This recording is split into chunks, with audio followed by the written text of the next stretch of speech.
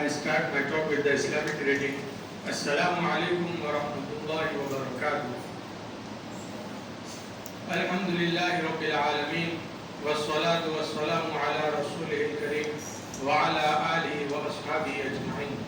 Amma ba'd. May praise be to Allah, the creator of the worlds, and peace and blessings be upon his Prophet Muhammad sallallahu alaihi wasallam, the head of all messengers, upon his family and all his companions. Dear audience, I have been given the honor to speak on the topic of Islam and education before you.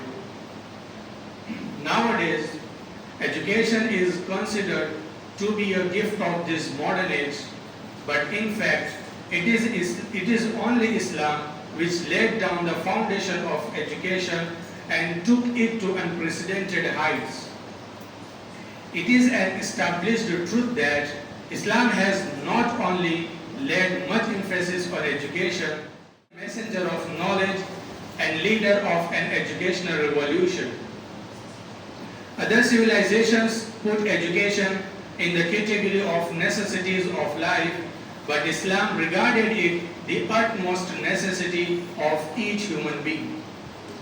Dear audience, unlike the other religions and civilizations, Islam termed education as basic right of every individual in the society. The Greece and China made extraordinary progress in the field of education and art, but they also did not favor the education for all. Plato has also dreamed of democracy and equality, but he also could not go beyond education for some particular segments of the society. In India, which once was the center of education and art, a lower caste person was not allowed to hear the Vedic scriptures.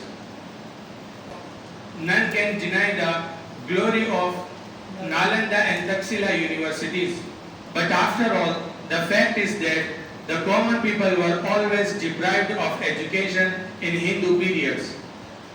Education was only the monopoly of higher classes of the society.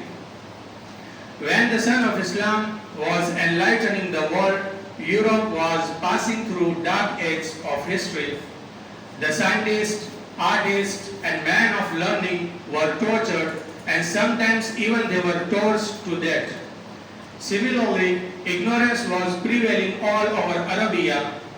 There was neither a school nor a college or a library. The Quraysh, the head of all tribes in Arabia, had only 17 people who knew writing.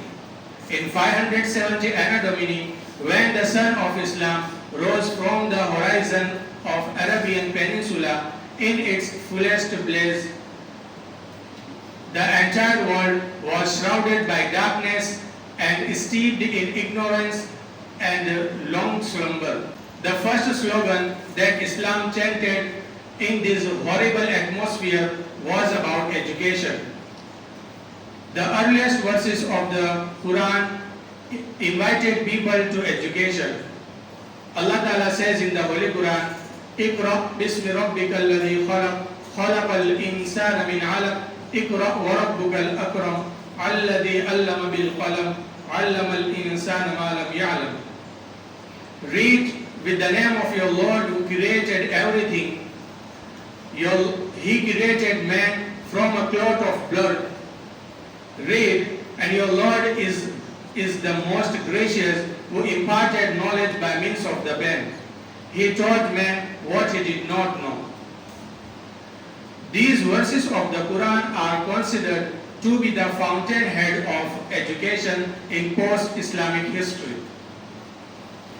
They created a remarkable eagerness towards education.